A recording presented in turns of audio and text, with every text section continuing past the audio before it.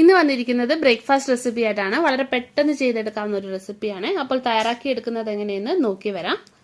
ആദ്യം നമുക്കൊരു ബൗളിലേക്ക് ഗോതമ്പ് പൊടി ഇട്ട് കൊടുക്കാം. ഇത് 1 കപ്പ് ഗോതമ്പ് പൊടിയാണ് എടുത്തിരിക്കുന്നത്. ഇനി ഇതിലേക്ക് 1/2 കപ്പ് തൈര് ചേർക്കാം.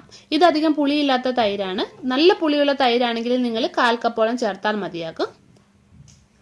ഇനി ഇതിലേക്ക് 1/4 ടീസ്പൂൺ ജീരകം ചേർക്കാം, നല്ല ജീരകം.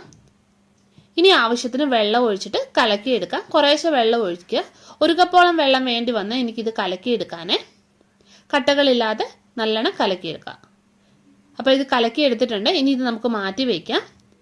ഇനി ഒരു ബൗളിലേക്ക് സവാള ചെറുതായിട്ട് അരിഞ്ഞത് ചേർത്ത് കൊടുക്കാം. ഇത് 1 സവാള ചെറുതായിട്ട് അരിഞ്ഞതാണ്.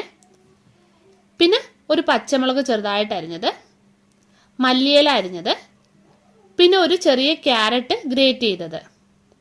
ഇനി ഇതിലേക്ക് ആവശ്യത്തിന് ഉപ്പും കൂടെ ചേർക്കാം. എന്നിട്ട് കൈകൊണ്ട് നല്ലോണം ഒന്ന് മിക്സ് ചെയ്തെടുക്കാം. ഇനി ഇത് നമ്മൾ കലക്കിയെടുത്ത മാവിലേക്ക് ചേർത്ത് കൊടുക്കാം.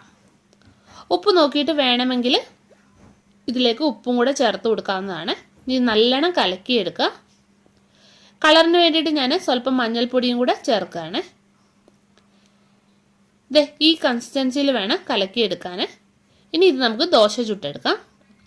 അപ്പോൾ ദോശക്കല്ല് വെച്ച് ചൂടായി വന്നിട്ടുണ്ട്. നിങ്ങൾ എണ്ണയോ നെയ്യോ പുരട്ടി കൊടുക്കുക. എന്നിട്ട് ഓരോ തവി മാവ് ഒഴിച്ചു കൊടുക്കാം. ഇനി ഇതൊന്ന് പരത്തിയെടുക്കാം. ഒരു വശം ആകുമ്പോൾ ഇതിൻ്റെ മുകളിലേക്ക് എണ്ണയോ നെയ്യോ ഒന്ന് തൂവി കൊടുക്കുക. അപ്പോൾ ആയി വന്നിട്ടുണ്ട്. തിരിച്ചിടാം. അപ്പോൾ ഇതായി വന്നിട്ടുണ്ട്. ഇനി ഇത് എടുത്തു മാറ്റാം. ബാക്കിയുള്ളത് ഇതുപോലെ തന്നെ നമുക്ക് ചെയ്തെടുക്കാം. അപ്പോൾ ഇത് നല്ല ടേസ്റ്റി ആയിട്ടുള്ളൊരു ദോശയാണ്. കറികളൊന്നും ഇല്ലെങ്കിലും കഴിക്കാൻ സൂപ്പർ ടേസ്റ്റാണ്.